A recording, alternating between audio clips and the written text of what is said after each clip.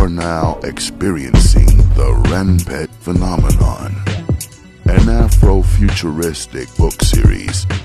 Afrofuturism is the cure to sci-fi.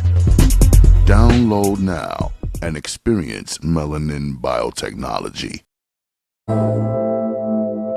Mike Mountain, and I want to give a special shout out to Ralph Anthony Garcia of the United Ronin Networks at YouTube. Make sure y'all go to the United Ronin Networks at YouTube. Check out his channel.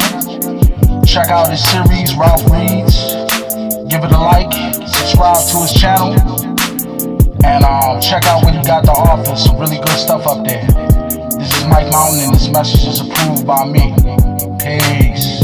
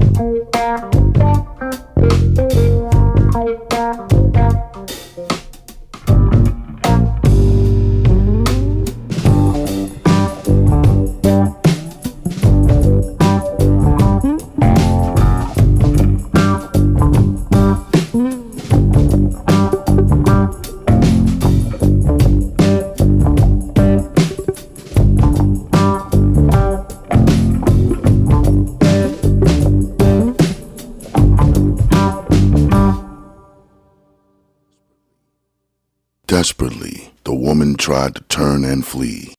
She saw death bearing down on her in the form of a tall, light-skinned black man.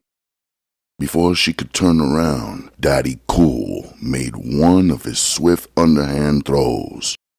The knife seemed to twist in the air twice before it came to rest between the large breasts of the woman. She groaned, then slumped over. Realization finally came to the middle-aged black man. His eyes grew as large as picture windows when he saw the knife appeared in the assassin's hand. He put his hands in front of himself and backed up. "Wait a minute, mister, please!" He began to scream as he saw the man draw back his arm to throw. His scream was cut off as the well-aimed knife struck him in the heart.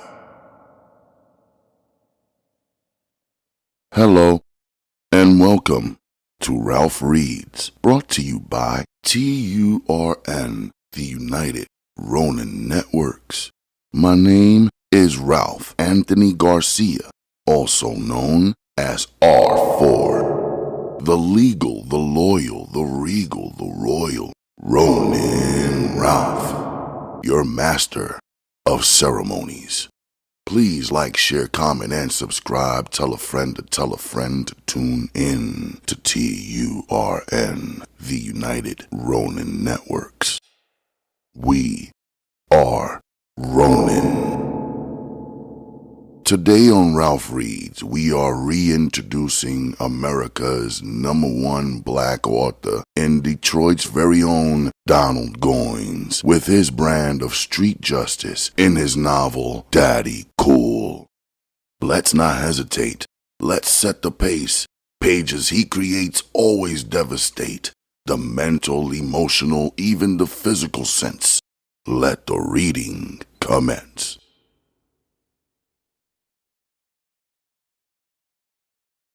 Chapter 1. Larry Jackson, better known as Daddy Cool, stopped on a litter-filled street in the town of Flint, Michigan. His prey, a slim, brown-complexioned man, walked briskly ahead. He was unaware that he was being followed by one of the deadliest killers the earth had ever spawned.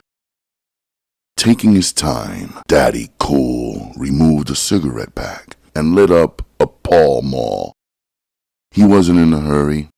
He knew that the frightened man in front of him was as good as dead. Whenever the man glanced back over his shoulder, he saw nothing moving on the dark side of the street. William Billings let out a sigh of relief. He had gotten away with it. Everybody had talked about how relentless the number barons were that he worked for, but after 10 years of employment with the numbers men, he had come to the conclusion that it was just another business. Like the well-talked-about mafia, the black numbers men he worked for depended on their reputations to carry them along, and many of those frightening stories out of the past became so outrageous that separating reality from unreality often was impossible. 5 years ago, William had formulated the idea of how to rip off the people he worked for, but it had taken him another 5 years to get up the nerve to really put his dream to work. It had been easier than he imagined. The money had just been lying there, waiting for him to pick it up. Actually, he was the accountant, so every day he was in contact with at least $10,000 in cash. The problem lay with faking out the 2 elderly women who worked in the storefront with him. William had to hold back a burst of laughter when he went back over the events and how simple it had been. All those years of waiting, being afraid of what might happen if he walked out with the money, had made him ashamed. He could have ripped off the money 5 years earlier and been in South America by now, with his dream ranch producing money. But out of fear, he had waited. Now that he had done it, he realized that all the waiting had been in vain. It had only been his inborn fear that had kept him from being rich. A young girl in her early teens walked past, her short skirt revealing large, meaty thighs. William did something he never did. He spoke to the young girl as she went past, her hips swaying enticingly. The girl ignored the older, balding man, keeping her head turned sideways so that she didn't have to look into his leering eyes. At any other time, the flat rejection would have filled William with a feeling of remorse, but now, because of the briefcase he carried, it didn't faze him. He even managed to let out a contemptuous laugh. The silly fool, he coldly reflected. If she had only known that I carried enough money in this briefcase to make every dream she ever had come true, she wouldn't have acted so funky. He laughed again, the sound carrying to the young girl as she hurried on her way home. At the sound of William's laughter, she began to walk faster. His laughter seemed to be sinister in the early evening darkness that was quickly falling. The sudden appearance of another man from around a parked car gave the girl a fright, but after another quick glance, she forgot about him. It was obvious that the man wasn't paying any attention to her. She glanced back once at the tall black man, then hurried on her way. At the sight of the young girl coming down the street, Daddy Cool pulled his short-brimmed hat farther down over his eyes. He didn't want anyone recognizing him at this particular moment. At the sound of Billings's voice, Daddy Cool relaxed. If William could find anything to laugh about at this stage of the game, it showed that the man was shaking off the fear that had made him so cautious earlier in the day. Now, it was just a matter of the right opportunity presenting itself. Then Daddy Cool would take care of his job and be on his way home in a matter of moments. At the thought of home, a slight frown crossed Larry's face. His wife would be cuddled up in the bed watching the television at this time of night. Janet might be anywhere. Without him at home, she would surely run wild, staying out till daybreak before coming home because she knew her mother would be sound asleep by the time she came in. And even if she was awake, there was nothing to fear because she wouldn't say anything to her about keeping late hours. All she was interested in was having a cold bottle of beer in her hand and a good television program. That was what made her happy. Larry frowned in the dark as he wondered about the tricks fate could play on a man. He remembered the first time he had seen his wife. She had been dancing with a group at a nightclub. How he had wished he could make her his woman. Now, 20 years later, after getting the woman he had dreamt about as a young man, he realized just how foolish he had been. Instead of choosing a woman for her brains, he had foolishly chosen one because of the way she was built. The last 15 years had been lived regretting his ignorance. Even as he followed this line of thought, he realized that he would have put her out long ago if it hadn't been for his daughter, Janet. Knowing how it was to grow up as a child without any parents, he had sworn to raise any children born to him. Janet had been the only child born out of his marriage, so he had poured out all his love for his only child, giving Janet whatever she thought about having. He had spoiled the girl before she was 5 years old. Now that she was in her teens, he couldn't remember when either one of them had ever whipped a child. Janet had grown up headstrong and used to having her way. Because of the money Daddy Cool made, it hadn't bothered him. Whatever the child had ever wanted, he had been able to give it to her. Daddy Cool noticed the man he was following turn the corner and start walking faster. There was no better time than now to make the hit. As long as the man stayed on these back streets, it would be perfect. He only had to catch up with the man without arousing his suspicions. Daddy Cool started to lengthen his stride until he was almost running. William had a definite goal. A longtime friend stayed somewhere in the next block, but over the years he had forgotten just where the house was. In his haste to leave Detroit, he had left his address book on the dining room table. So it was useless to him now. He slowed down, knowing that he would recognize the house when he saw it. It was on Newall Street, that he was sure of. It shouldn't be too hard to find in the darkness. like a hunted animal. Billings's nerves were sharpened to a peak. Glancing back over his shoulder, he noticed a tall man coming around the corner. His first reaction was one of alarm. His senses, alert to possible danger, had detected the presence of someone or something in the immediate vicinity. As a shiver of fear ran down his spine, he ridiculed himself for being frightened of his own shadow. There was no need for him to be worried about someone picking up his trail. Not this soon anyway. Disregarding the warning alarm that went off inside his head, he slowed his pace so that he could see the old shabby houses better. The neighborhood had once been attractive, with the large rambling homes built back in the early 20s. But now they were crumbling. Most of them needed at least a paint job. Where there had once been rain gutters, there were now only rusted-out pieces of tin ready to collapse at the first burst of rain. William cursed under his breath. He wondered if in his early haste he might have made the wrong turn.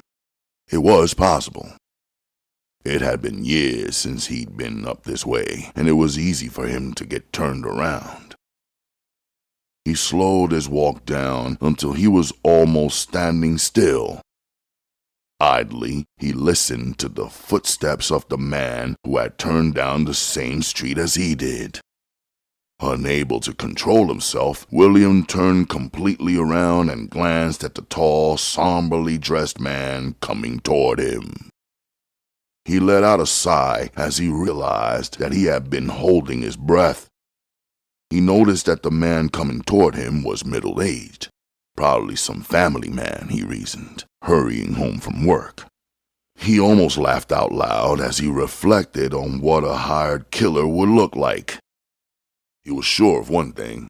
A hitman wouldn't be as old as the man coming toward him. In his mind, William pictured the hitman sent out after him as a wild young man, probably in his early 20s. A man in a hurry to make a name for himself, one who didn't possess too high an intelligence, that being the reason he would have become a professional killer. It didn't take any brains to pull a trigger on a gun, William reasoned, but a smart man would stay away from such an occupation. One mistake, and a hitman's life was finished. Suddenly, William decided that he was definitely going the wrong way. He whirled around on his heels swiftly. The tall, light-complexioned man coming near him stopped suddenly. For a brief moment, William hesitated, thinking he saw fear on the man's face. The dumb, punk-ass bastard, William coldly reflected. If the sorry motherfucker only knew how much cash William had in the briefcase he carried, the poor bastard wouldn't be frightened by William's sudden turn. Don't worry, old chap, William said loudly so that the other man wouldn't fear him. I'm just lost, that's all. These damn streets all look alike at night. The tall, dark-clothed man had hesitated briefly. Now he came forward quickly. He spoke softly. Yeah, mister, you did give me a fright for just a minute. You know, he continued as he approached, you can't trust these dark streets at night. Some of these dope fiends will do anything for a $10 bill. Williams laughed lightly, then smiled. He watched the tall man reach back behind his collar. Suddenly the smile froze on his face as the evening moonlight sparkled brightly off the keen-edged knife that was twitching in the man's hand. Without thinking, William held out his hand. Wait a minute, He cried out in fear. If it's money you want, I'll give you all mine. Even in his fright, William tried to hold on to the $25,000 he had in his briefcase. He reached for the wallet in his rear pocket. He never got to it. With a flash, the tall man dressed in black threw his knife. The motion was so smooth and quick that the knife became only a blur. The knife seemed to turn in the air once or twice, then became embedded in William's slim chest. It happened so suddenly that William never made a sound. The force of the blow staggered him. He remained on his feet for a brief instant while the knife protruded from his body. With a quiet groan, William Billings began to fall. The pavement struck him in the back. His eyes were open slightly as he felt more than saw the silent man bending down over him. He tried to open his eyes wider as he felt the knife being withdrawn. Why, he wanted to ask, but the question never formed on his lips. The cold steel against his neck was the last thing he felt on this earth. When the tall, light-complexioned man stood up with the briefcase hanging limp from his left hand, William Billings never heard the quiet words the man spoke. "You should have never tried to take it, friend," Daddy Cool said as he leaned down and wiped the blood off his favorite dagger. He liked to use the knives whenever he could. They were quieter and less trouble.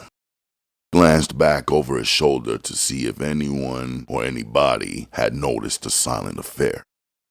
The streets were still deserted as the cool evening breeze began to blow. Without another glance, Daddy Cool stepped to the curb and quickly crossed the street. His long strides took him away from the murder scene quickly. He walked briskly, but not so much in a hurry as to draw attention. When he reached the corner, he took a backward glance and noticed an old black woman coming down the steps from the shabby house where the body lay. At the sight of him peering back at her, she hesitated and stood where she was. "Damn!" the curse exploded from Daddy Cool's lips as his jaw muscles drew tight. The old bitch had probably been watching the whole thing from her darkened windows, but Daddy Cool reasoned as he continued on his way. It had been too dark for her to see anything. No matter. He began to move swiftly now toward his car, which was parked 2 blocks away on another side street. Daddy Cool turned down the next block and silently cut through somebody's yard. He walked quietly, listening for dogs. His luck held as he made it through the yard and didn't run into any dogs until he started to cut through a yard that he was sure would bring him out near his car. Now his mind was busy. He wondered if the old bitch had called the police before coming out and trying to give aid to a dead man. If she had, they would be setting up lookouts for a man on foot. He couldn't take any more chances. The large, muscular German police dog jumped up on the fence and barked loudly. Daddy Cool took a quick glance at the house and noticed that it was dark. There was the chance that everybody was sound asleep, but he doubted it. They were more than likely watching television. He started to walk down to the next yard, but instantly saw that the yard contained 2 large mongrel dogs. Without hesitating, Daddy Cool retraced his steps. Again, the large German police dog jumped up against the fence, barking loudly. Suddenly his bark stopped, and the dog toppled back on the ground with the handle of the long dagger sticking out of his neck. Daddy Cool took the time to retrieve his knife. Couldn't leave it. It was like a calling card. If the police found his knife, they would know that a professional had been at work. Over the past years, he had to leave his knives on 3 different occasions. His knives were handmade by him in his own basement, so that there was no way of tracing the knives back to any stores. But the police in 3 different cities had his knives, waiting for a day when they would be able to tie them with the killer who so boldly used them. For the past 10 years, certain detectives followed up all knife killings such as the one that had been committed tonight. With patience, they slowly waited until one day the killer would make a mistake. Daddy Cool didn't have the slightest intention of making that mistake. The thought of driving all the way back home with the telltale knife in his possession was a grim thought. If the police should stop him and find the knife, he would be busted. As he crossed the yard, silently, he removed his handkerchief and wiped the knife clean. Then, seeing the back steps of the porch were open, he leaned down and tossed the knife and hanky under the house as far as he could. Without seeming to have stopped, he continued on his silent way, coming out on the sidewalk and quickly walking past 2 houses to where his black Ford was parked. He tossed the briefcase on the seat beside him and started up the car motor. Glancing up, he saw the headlights of a car turn down the block, and he quickly cut his motor off and stretched out on the car seat. As soon as he heard the car pass, he raised up and watched until the headlights disappeared completely before restarting his own car.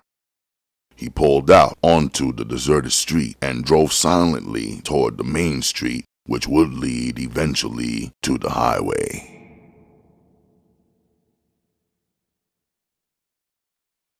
Chapter 2.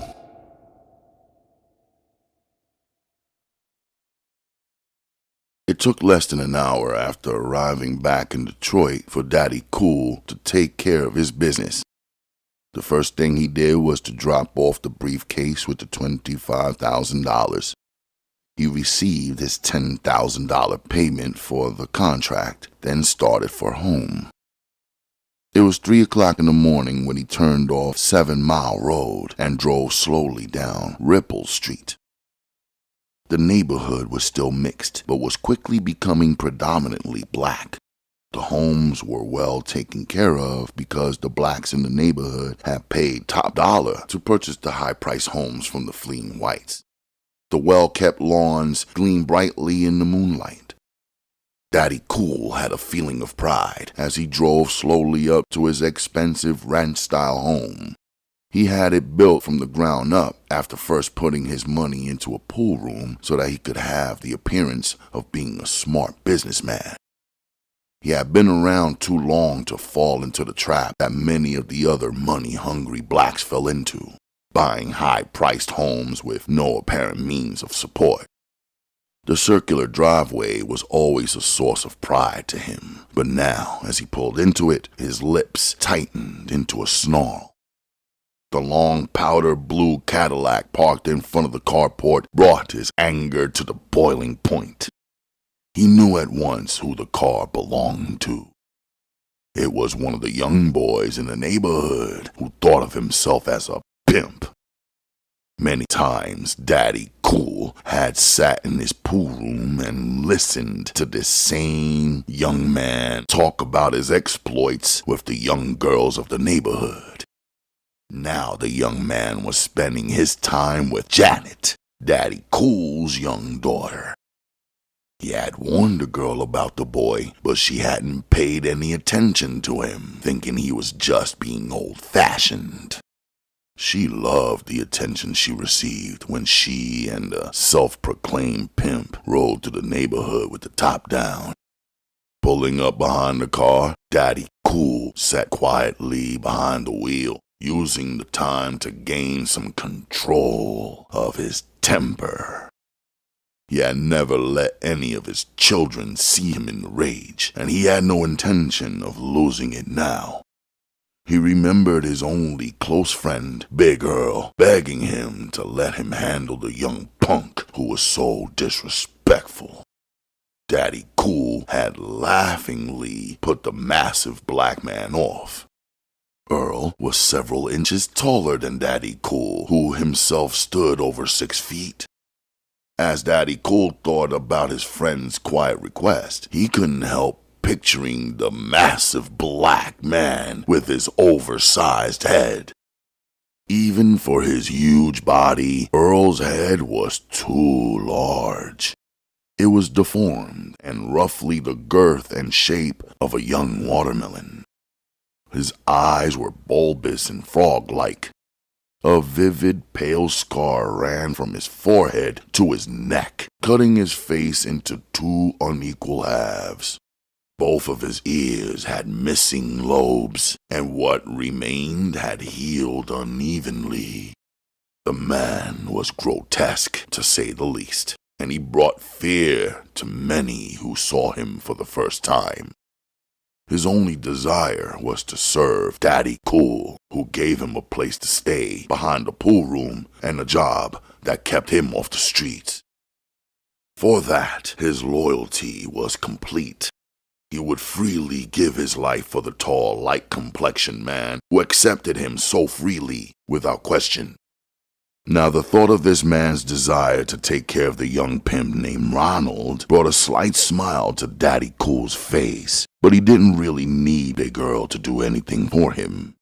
He could take care of Ronald himself if he ever made up his mind to do it. As he stared ahead at the parked Cadillac, he knew the boy had seen his headlights when he pulled up, but Ronald had made no attempt to pull out of his way. Instead, Ronald had wrapped his arms around Janet and kissed her slowly. Finally, having watched too much, Daddy Cool pressed down on his horn, blowing it loudly as he again fought down his boiling temper. The young pimp was thoroughly unlikable. He seemed to go out of his way to antagonize Daddy Cool. With slow deliberation, Ronald started the motor of his car as Janet jumped out on the passenger side. She waved and smiled brightly at Ronald, then whirled around on her heels. Her lips came down into a frown, and Daddy Cool knew that she was angry. He took a quick glance at his watch and noticed that it was almost 3:30 in the morning. That was one hell of a time for a girl just 16 years old to be coming home. Although she was on the verge of turning 17, she was still a child to him. Janet waited with her hands on her hips while her father pulled up and parked under the car shed. Daddy Cool sighed as he got out. His anger was going to be his downfall one day if he didn't learn to control it better. Even as he approached the girl, he cautioned himself about his anger. His temper was already almost out of control, and he didn't really know how much he could take. From the happenings of the past night's work, he was still keyed up to a high pitch. He tried to slow himself down. Well? Janet snarled like a young jungle cat. Her bright teeth gleamed in the moonlight. She was a bewitching picture standing there with her hands on her hips. Her hair was long and silky, running down to her shoulders like shining black silver. Her face had a golden tone to it, more Mexican than Negro. Her lips were thin, like her father's, and she had the same leaping black eyes, which looked like those of wild hawks, with their eyes gleaming under the moonlight. You know, you didn't have to do that, Daddy, she began. We knew it was you pulling up behind us. Ronald only wanted to say goodnight to me without pulling away at your sudden appearance as if he was frightened. I mean, he's a man too, even if he is much younger than you. It wasn't so much the words she used that hurt him. It was the tone of voice.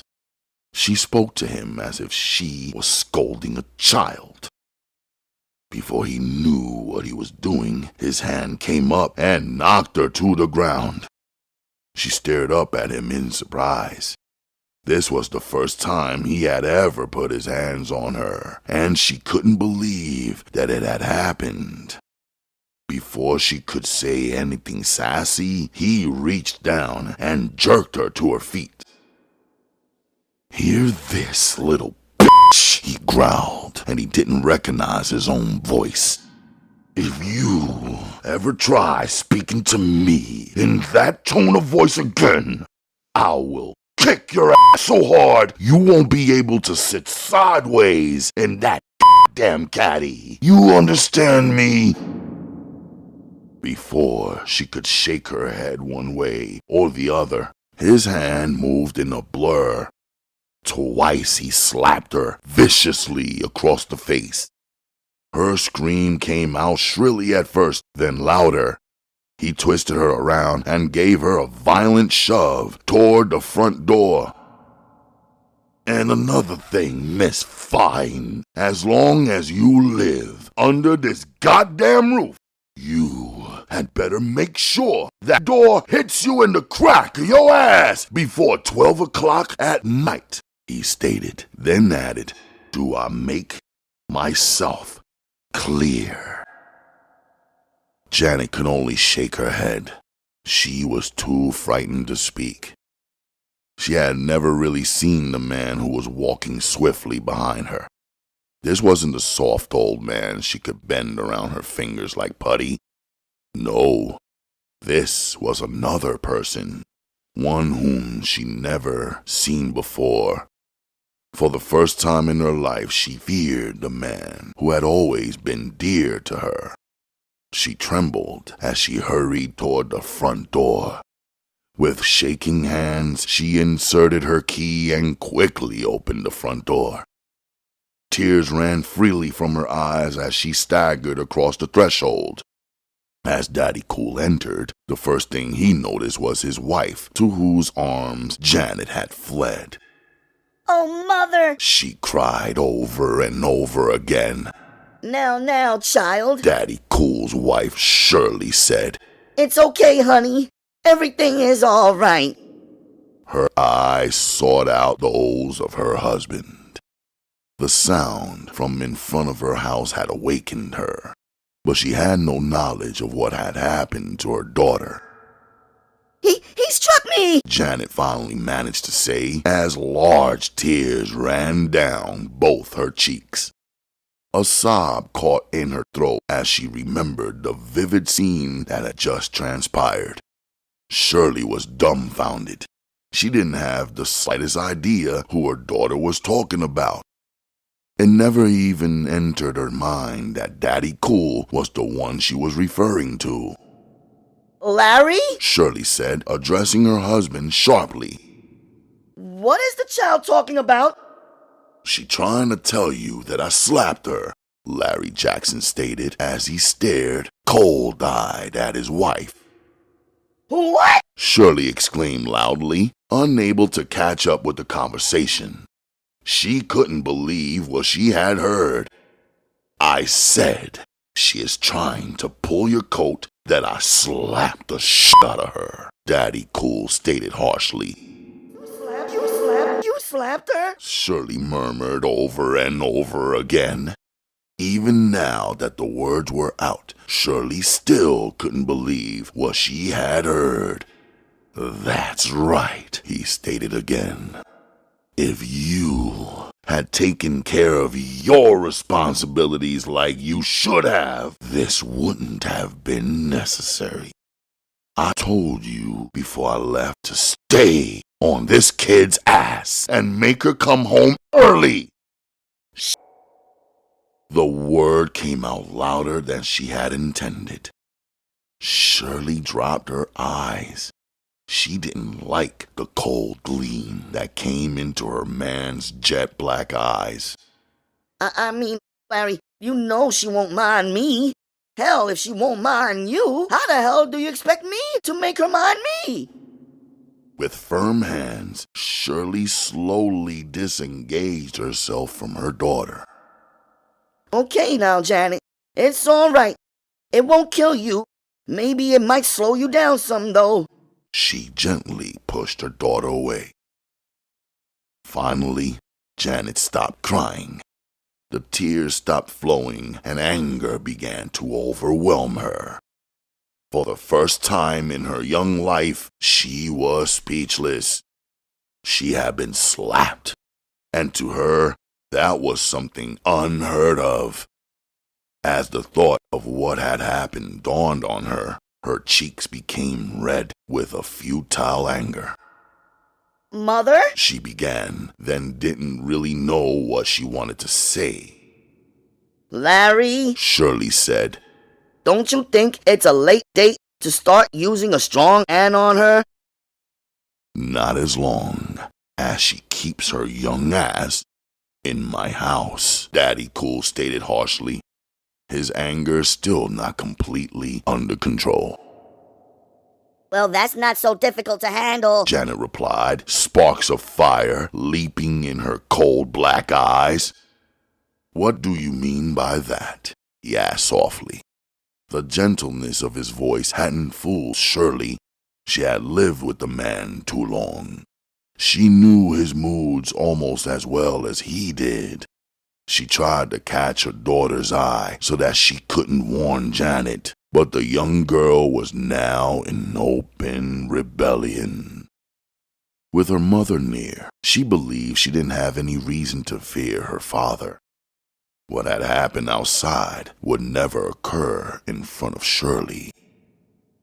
What I mean, Janet said contemptuously, is that I don't just have to live here. I can easily find me a small apartment somewhere. She shook her head quickly, tossing the hair back out of her face. And just how the hell do you expect to pay the rent, may I ask? Daddy Cool asked quietly, watching his daughter closely. Each word she said seemed to burn inside his head. That shouldn't be too hard either, Janet stated coldly, her face flushed with anger. I suppose you think that punk Ronald is going to pay your rent for you, huh? Daddy Cool inquired. He just might at that, She said in a sassy manner, while her mother let out a gasp. Larry! Shirley interrupted. Let's let this thing ride out until morning. Maybe after we sleep on it, we can talk about it with less heat, okay? She stared from one face to the other. They were so much alike. She reflected. Each one was strong-willed, and neither one would willingly give in. If only she could think of some way to get them away from the conversation. Shirley saw the danger that loomed ahead, while her husband was too angry to realize that he was driving his daughter up a one-way street with no way of getting back. Daddy Cool let out a short laugh. Yeah, I'll just bet he'll pay out cash money for a place for you. By the time you finish selling ass each and every night, you'd have made enough money to pay the rent of a penthouse. Janet let out a gasp. Is that what you think? She stared at her father with hatred. You don't think no better of me than that? She stated again, not really believing the word she heard. It's not you I believe in. It's that funky nigga you think you're playing around with. He ain't nothing but a little pretty petty-ass pimp. So what makes you think you'll be treated any better than the rest of his girls? Daddy Cool asked coldly, his jet black eyes flashing their anger. Janet whirled around on her heels and stalked off toward her bedroom. Her stepbrother Jimmy stood in her path. There was a smile on his lips, revealing that he had overheard most of the conversation. Would you mind getting out of my way? She scowled in a scorching voice as she stared coldly at the tall, well-built boy. Yes, ma'am, Jimmy said as he bowed from the waist, grinning. Anything your highness might want. I's the black boy to do it. He used a southern dialect that he knew would irritate his half-sister. "Get out of her way, Jimmy," Daddy Cool ordered as he watched the exchange between the teenagers. "Yes, sirree," Jimmy replied, jumping back quickly. Shirley let out a sigh as she watched her daughter stalk off. "This morning's work wouldn't be so soon forgotten," she reflected as she watched Janet's proud back. Shirley turned to her husband. "Well, Larry, I think you overplayed your hand that time, honey." Daddy Cool didn't bother to answer. He waited until the girl disappeared. Then he hurried to his bedroom.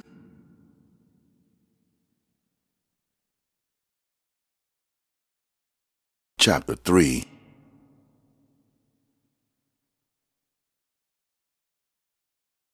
The sunlight beaming through the framed bedroom window cast rays of gold on the bedspread.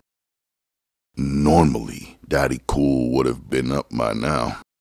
One quick look at his diamond-studded watch assured him of the time. It was a little past high noon. For him, it was rare indeed to stay in bed that long. The sunlight generally awakened him early in the morning. Then he would get up and take his morning shower.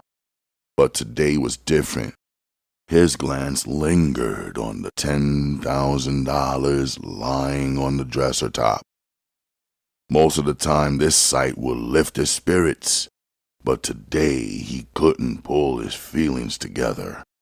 Seldom did he allow himself to be down and blue, nor did he like to have anybody around him who was in such a mood. So Daddy Cool remained lying in bed, smoking cigarette after cigarette. There was a soft knock on the door. "Who is it?" Daddy Cool inquired sharply, more so than he had actually intended. Shirley hesitated, then spoke up.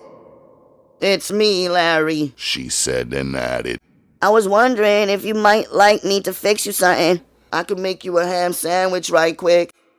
Her voice was shaking slightly. Without even thinking about it, he almost dismissed her. Then Daddy Cool remonstrated himself for being so damn evil and changed his mind. "Okay, Shirley," he replied, trying to make the tone of his voice casual. "I'm getting up now, so by the time I take a fast shower, you can lay out something for me. Oh, by the way, honey, if we don't have any, send one of the boys down to the store and pick up some cans of iced tea, okay?" He didn't wait to hear her reply. Slipping off the bed, he took off the silk shorts and walked naked into the shower. After taking a cold shower, he felt a little better. He wondered idly if he was ducking his daughter. He remembered too vividly the events of the early morning. Regret was written across his face as he stared into the mirror. The last thing he should have done, he scolded himself, was allow his anger to get away from him. Putting his hands on her was the most foolish thing he'd done in years, he thought. Taking his time, Daddy Cool selected the clothes he would wear for the day. He was an excellent dresser for a man his age, keeping up with the latest in men's styles. He was always neat. Today he selected a short, light brown silk shirt. Next, he opened the closet where he kept over 20 pairs of shoes.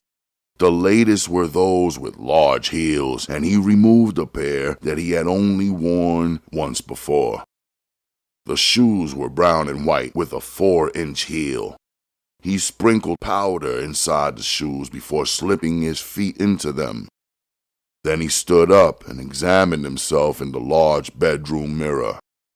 He could find nothing wrong with his appearance. He started for the door, then stopped and came back. Picking the stacks of money up from the top of the dresser, he opened his bottom drawer and casually dropped the money into it. After firmly closing it, he departed from the bedroom. Shirley glanced up smiling when he entered the kitchen. The food was already on the table. It don't make any difference, Larry stated as he pulled out a chair and sat down. He began to eat the ham sandwich, and once he'd done so, he realized he was hungry. She watched him eating, then hurried and prepared him for another one before he finished with the first. The cold tea had already been poured out of the can and was now in the glass with ice cubes. He drank the tea slowly, enjoying the light meal.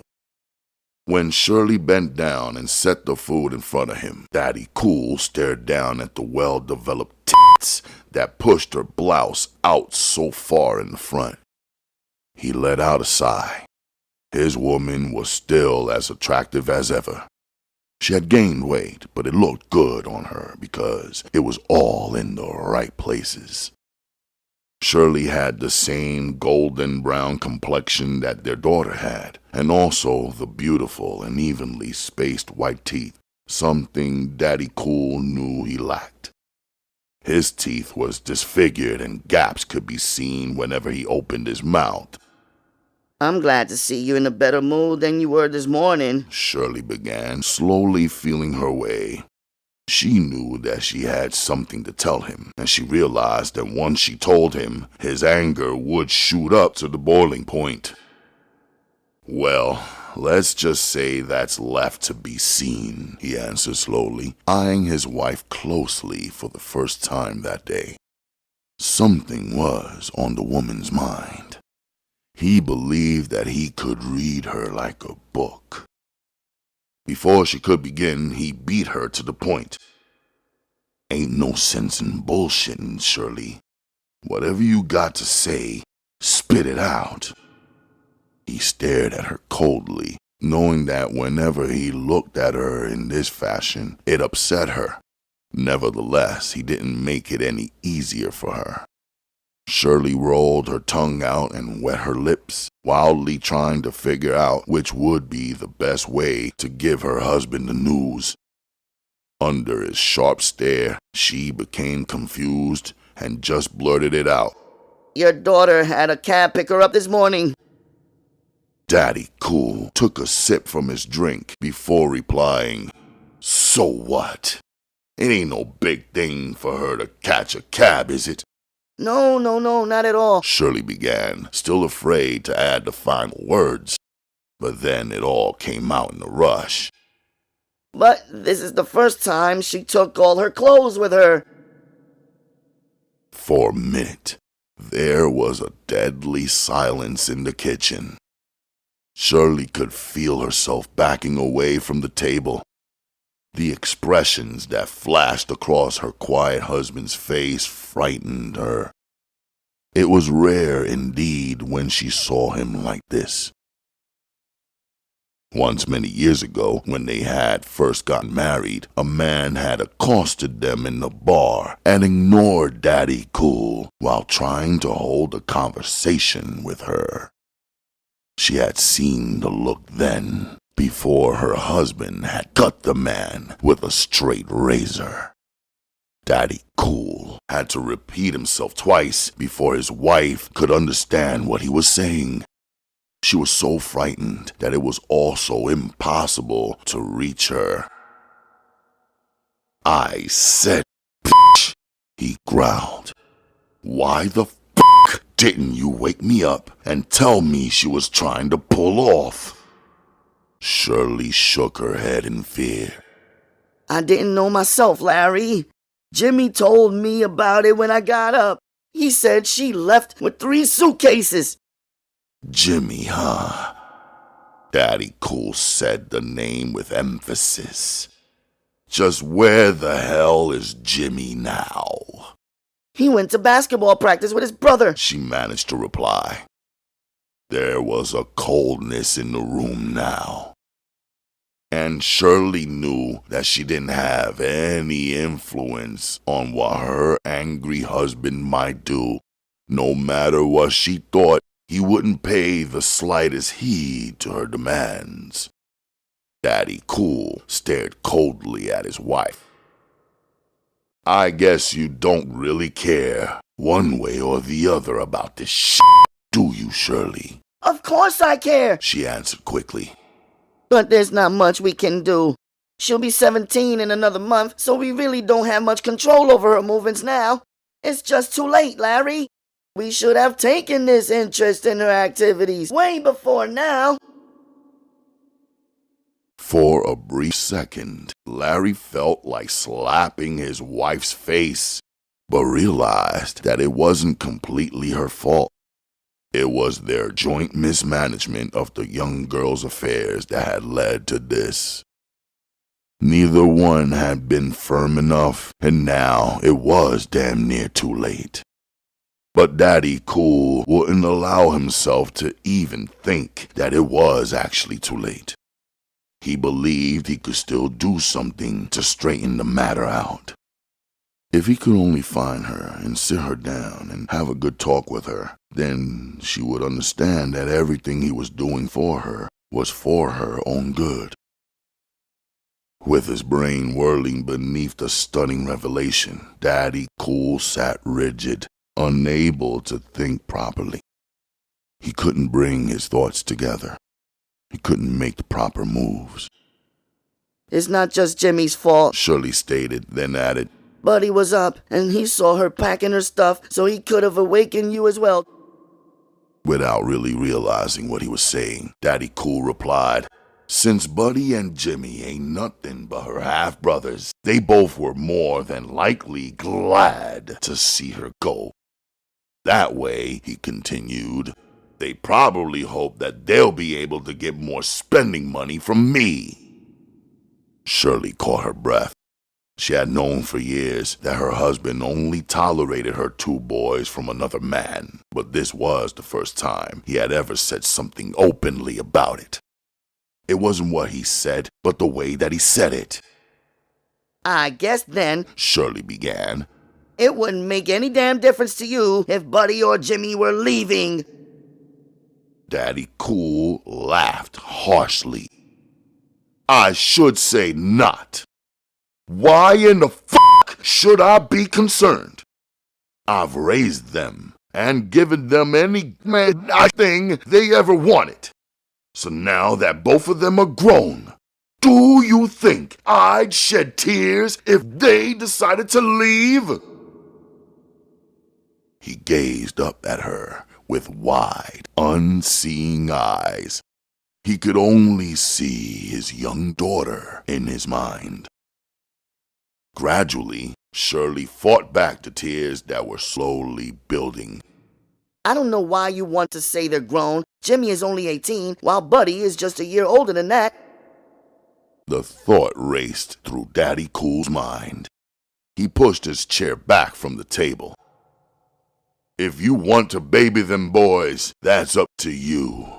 But don't think for a goddamn minute I'm going to baby them also. When I was 16, I was out on my own, and I think it made a better man out of me for it. Your boys are both spoiled little bastards who are used to having their own fucking way because I made it so easy for them. Before she could interrupt, he waved her silent. Now that my daughter has decided to leave home, there are sure gonna be some changes made in this household. You can bet on it. He stared coldly at his wife, then added, before it's over, them two ziggins are going to wish like hell they had awakened me this morning. I don't give a fuck what you say, Shirley. I know where I'm coming from. They knew what they were doing when they watched her load her bags into that cab, and you can bet on that. Both of them knew damn well I wouldn't have allowed it. And if they were any kind of brothers, they wouldn't have allowed it either. When he finished with this outburst, Shirley could only gaze at him, dumbfounded. She knew he was in one of his rare moods and prayed silently that it would pass. Daddy Cool was such a strange man that it was hard to tell what he might do next. If he felt like it, he would put both of his stepchildren out and turn his back on them completely.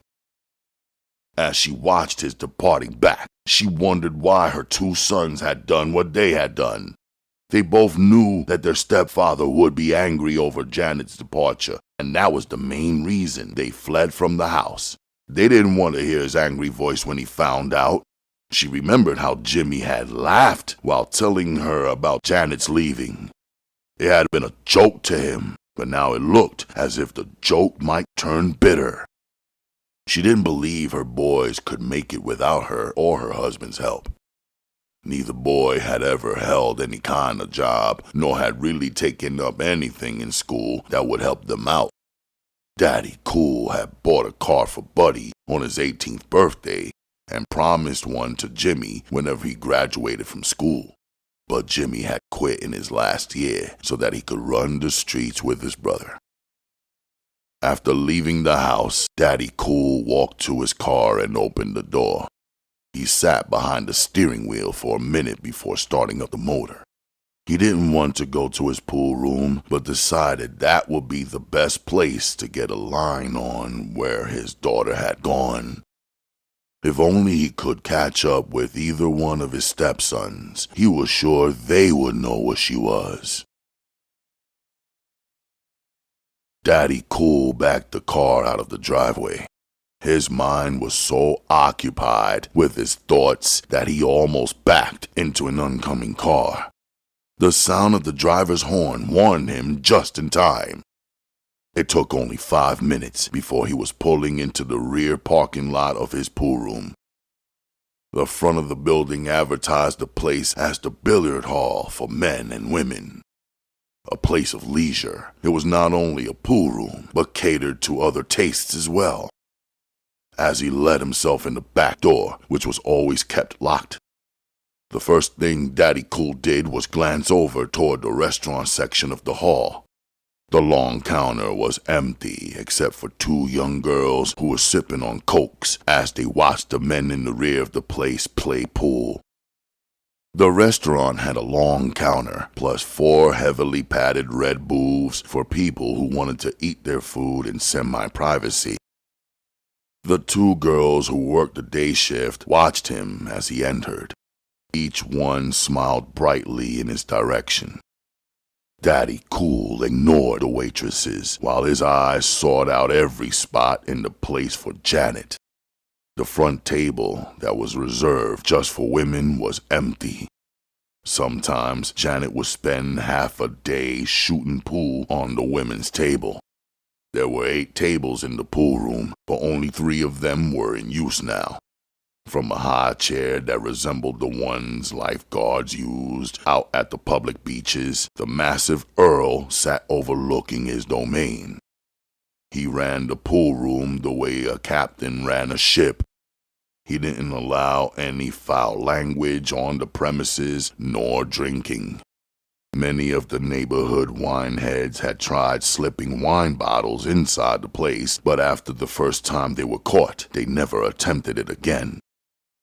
Earl would not accept any apology when he caught people breaking his rules inside the pool room. 1 warning was all they got. The next time, there was no telling what might happen. Since Daddy Cool didn't oppose anything Earl did, Earl looked on the pool room as if it was his own. He was the one who cleaned it out at night after the front doors were closed, going behind the kitchen help and checking on how clean the kitchen was left. Again, he only warned the women who worked once. If they repeated an offense, they had to find another job. Now, at the sight of his boss's face, Earl knew at once that something was worrying the man. Earl began to frown. His massive watermelon head hung down like a hound dog's. Knowing his boss so well, Earl didn't disturb him with endless questions. He had known that Daddy Cool had left to take care of a contract and wondered if something had gone wrong with the hit. Too much abstract thinking gave him a headache, so he tried to put the worry out of his mind. If Larry wanted him to know, he would be told in good time. As he raised his huge head and saw Daddy Cool coming toward him, he began to break out into a big smile. He looked like a huge mutt, wagging his tail because his master had decided to pat him on the head. Earl couldn't help himself. He was not a quick-thinking man, and deep inside, he was very shy. He knew that many people looked at him as if he was a freak. But ever since Daddy Cool had taken him under his wing and given him a place to stay and work, Earl's world had changed. He didn't have to leave the building for anything. The food his huge body required was right at his fingertips, so he seldom ventured outside to be stared at by the passing people. Daddy Cool stopped beside the huge man's chair. He rested his arm on his friend's leg, staying in that position for several minutes without speaking. Then Larry raised his eyes, and Earl recoiled from all the hurt he saw inside of them. No man should feel like that, Earl reflected, and especially not his only friend. He remained silent, waiting for Daddy Cool to break the silence. She's gone, Earl. Janet done packed her bags and left home, Daddy Cool stated, his voice shaking. Earl began to fidget. Then, as comprehension dawned on him, his heavily corded neck muscles bulged while he tried to find the proper reply. Before he could say anything, Daddy Cool continued, "Have you heard anything about her whereabouts from any of the boys who come in here?" Earl shook his head. Not yet, Larry, but I'm going to make it a point to find out. When I do, you want me to go on over and collect her up and bring her back home? For the first time since getting out of the kitchen, Larry felt relief. With Earl working with him, it wouldn't take them long to run her down. He couldn't understand why he had been so mixed up at first. It was just a matter of waiting for the news to break. As soon as it hit the corner, somebody would come running with it. Nah, Earl, that won't be necessary. All you need to do is get in touch with me. After that, I might take you with me, but I don't want you going without me, Daddy Cool stated. Earl nodded his head in agreement, then got down from his high perch. You want to go back to the office and get a hooker? He inquired, referring to the rear office that he also used as his bedroom. For a brief second, Daddy Cool hesitated. Then agreed. Maybe a strong drink would help settle his nerves while he waited.